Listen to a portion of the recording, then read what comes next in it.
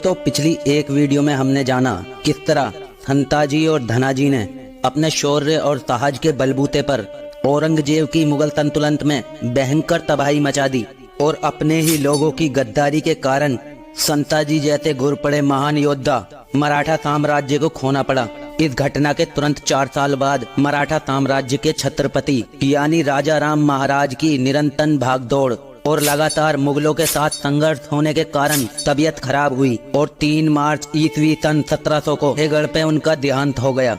राजा राम महाराज की मृत्यु के बाद मराठा साम्राज्य लगभग खत्म होने की कगार पे खड़ा था, क्योंकि अब पूरे हिंदुस्तान में 2 ही सल्तनतें जीवित थी, एक मराठा और दूसरी मुगल, जिस कारण औरंगजेब पूरे मराठा साम्राज्य को निगलने की पूरी फिराक में था। इसलिए औरंगजेब ने अपनी लाखों की सेना मराठा साम्राज्य पे एक के बाद एक हमले करने शुरू कर दिए, जिस कारण मराठों की सीमा कुछ ही प्रदेश तक सीमित रह गई थी। ऐसी मुश्किल हालात में मराठा साम्राज्य की कमान संभाली राजा राम महाराज की पत्नी महारानी ताराबाई ने। तो दूसरी तरफ औरंगजेब सोचने लगा, शिवाजी महाराज तो अब रहे नहीं, संभाजी महाराज को हमने खत्म कर दिया। राजा राम महाराज का तहगढ़ पे देहांत हो गया। ऐसे में क्या कर लेगी एक अकेली औरत? पर महारानी ताराबाई को एक साधारण स्त्री समझना औरंगजेब की बहुत बड़ी भूल थी, क्योंकि ताराबाई मराठा साम्राज्य के सेनापति हम्बीर राव मोहिते की पुत्री थी।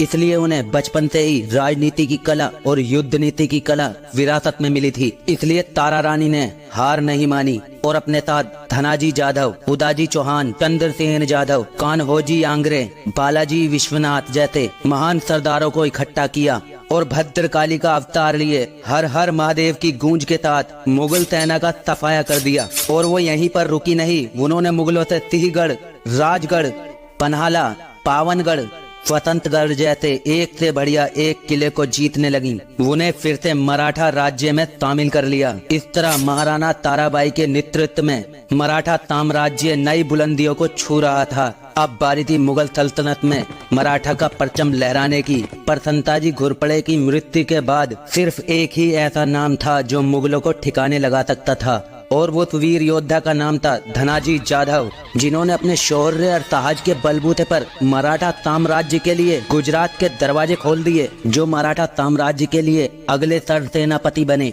सरसेनापति बनते ही धनाजी ने विदर्भ, नंदुरबार, दक्षिण भारत में कृष्णापल्ली, गुलकुंडा, बीजापुर, मध्य भारत में मालवा जैसे मुगल इलाकों में मुगल सेना को हराकर और उनका बेशकीमती खजाना लूटकर जबरदस्त तबाही मचा दी। धनाजी की इन लगातार जीतों ने मराठा साम्राज्य के और ज्यादा हौसले बुलंद कर दिए, जिसके बाद धनाजी ने अगला निशाना गुजरात को बनाया, क्योंकि उस समय का गुजरात प्रांत मुगल साम्राज्य का सबसे अमीर समृद्ध राज्य माना जाता था। यहाँ तक कि औरंगजेब ने अपने खुद के बेटे मोहम्मद आजम को सूबेदार नियुक्त किया था। इसलिए धनाजी जाधव ने अपनी 80,000 की मराठा फौज इकट्ठा करके और हर हर महादेव की घोषणा करके गुजरात पर चढ़ाई कर दी। पर इस बात की भनक जब गुजरात के सूबेदार अब्दुल हमीद खान को लगी, तो उसने मराठों को रोकने के लिए नजर अली खान, मोहम्मद बेग खान, सफदर खान बाबी, अली मर्दान खान, मोहम्मद फर्दुल्लाह रानी जैसे नामचीन सरदारों को आदेश जारी किया। इसलिए मुगल सेना नर्मदा नदी पार करते हुए रतनपुर में जा पहुंची और 4 मार्च सन 1706 को मराठा सेना और मुगल सेना के बीच युद्ध छिड़ गया। पर यह युद्ध शुरू ही हुआ था, मराठों ने अपनी सेना को पीछे खींच लिया। मराठों को यूं पीछे हटता हुआ देख के मुगल सेना चौंक गई कि ये हुआ क्या, लगता है मराठे कमजोर पड़ गए। इसलिए मुगलों ने मराठों का कुछ देर तक पीछा किया। हमने काफिरों को भगा दिया, हमारी जीत हुई, ऐसा सोचकर मुगल सेना ने अल्लाह अकबर के नारे देकर जीत का जश्न मनाया। पर असल में मुगल सेना को मराठों ने मूर्ख बनाया, क्योंकि युद्ध तो एक बहाना था, मराठों को मुगल सेना का अंदाजा लगाना था, क्योंकि गुजरात की मुगल सेना का मराठों का पहली बार सामना होने वाला था। इसलिए मराठों का छापामार युद्ध समझना उनकी औकात से बाहर था। अब मुगल सेना बड़ी खुश होके अपने ठिकानों पर रतनपुर में जाके पहुंची, खाने पीने की तैयारी में लग गई। पर कुछ देर हुई थी, मराठा घुड़सवार फिर से आए और मुगल सेना पे हमला करके उनके ऊंट लेकर भाग गए। इससे मुगल सेना गुस्से से लाल हो गई और तंग आकर मराठों का पीछा करने लगी। अब मराठा सेना आगे और मुगल सेना पीछे। कुछ देर तक ये तिलतिला यूं ही चलता रहा। एक तरीके से मराठे ना चैन से बैठते और ना मुगलों को चैन से बैठने देते। मराठे उन्हें पागलों की तरह दौड़ा रहे थे। मराठों का पीछा करते करते मुगल सेना पानी पानी हो चुकी थी। मुगलों ने अभी राहत की सांस भी नहीं ली थी कि तभी मराठा सरसेनापति धनाजी जादव ने अपनी चाल चली और 80,000 की फौज के साथ मुगलों पे चढ़ाई कर दी। इतनी बड़ी मराठा सेना देखकर मुगलों की टांगे कपकपाने लग गई। मराठों के इस तूफान को रोकना अब असंभव था। गुजरात के रतनपुर के युद्ध मैदान में धनाजी जादव ने अपनी तलवार से ऐसा कत्लेआम मचाया कि नर्मदा का पानी कुछ देर तक रक्त से लाल हो गया। इस घमासान युद्ध में मराठों ने सफदर खान बाबी का लड़का मोहम्मद उस्मान समेत पूरी सेना को काटकर 72 हूरों के पास पहुंचा दिया। खुद सफदर खान जख्मी होकर मराठों से अपनी जान की भीख मांगने लगा। इसी से आप अंदाजा लगा सकते हो कितना बुरा हाल मुगलों का रतनपुर के युद्ध में हुआ था। सफदर खान बाबी को ठिकाने लगाने के बाद कुछ ही दूरी पर मोहम्मद पुरदुल सुरानी का ठिकाना था।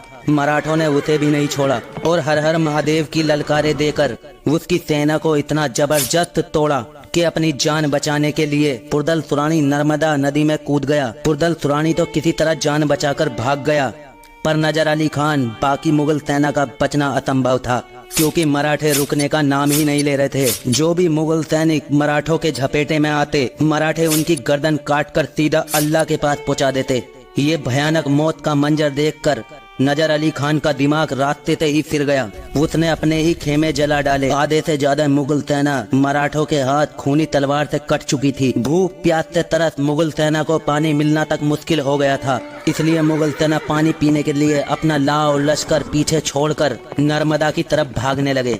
मराठा को पराक्रमी योद्धाओं ने भागती हुई मुगल सेनाओं के पीछे अपने घोड़े दौड़ाए। आज शायद अल्लाह ने भी मुगलों का साथ छोड़ दिया था, क्योंकि मौत रूपी समुद्र ने अपना प्रकोप दिखाया। समुद्र के पानी का एक तेज बहाव नर्मदा में घुसने के कारण नर्मदा ने बाढ़ का रूप धारण कर लिया। मुगलों को भागने तक का भी मौका नहीं मिला और नर्मदा के इस भयंकर बाढ़ से हजारों मुगल सैनिकों को जल समाधि मिल गई। जो भी मुगल सैनिक इस बाढ़ से बच गए, उन्हें मराठों ने कैद कर लिया। खुद नजर अली खान ने सरसेनापति धनाजी जादव के पैर पकड़ लिए। अब बारी थी अब्दुल हमीद खान की, जो पूरी गुजरात की मुगल सल्तनत को चलाता था। ये अब्दुल हमीद इतना जालिम था कि उसके नाम से पूरा गुजरात कांप उठता था।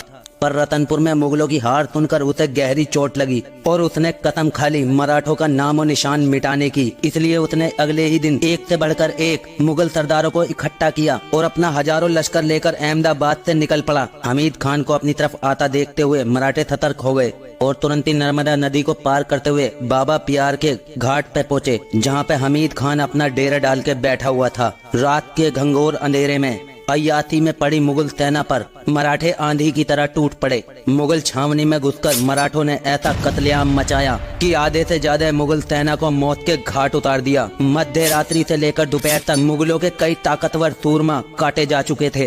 अनेक जिहादी रणभूमि छोड़कर भाग रहे थे। खुद गुजरात के सूबेदार अब्दुल हमीद खान को मराठे घसीट के ले गए। अब्दुल हमीद खान को पकड़ने के बाद पूरे गुजरात पर मराठों का वर्चस्व स्थापित हो गया था, जिसके बाद बड़ौदा, सूरत, हनूच, अहमदाबाद जैसे मुगल इलाकों से मराठों ने 2 दिन तक बेशकीमती खजाना जमा किया। युद्ध में पकड़े गए मुगल सैनिकों के शरीर के कपड़े छोड़कर मराठों ने सब कुछ लूट लिया। सिर्फ अकेले हमीद खान से धनाजी जादव ने 3 लाख रुपए वसूल किए। मराठों के हाथ हुई मुगलों की इस दुर्दशा को देखकर कोली जाति के लोग जोश में आ गए। उन्होंने भी बहती गंगा में हाथ धो लिए और मुगल के देशों में लूटपाट मचा दी। मराठों के इतिहास में ऐसा पहली बार हुआ कि वीर मराठा योद्धा धनाजी जादव अपने झंडे के नीचे पूरी गुजरात की मुगल सल्तनत को तबाह कर दिया था।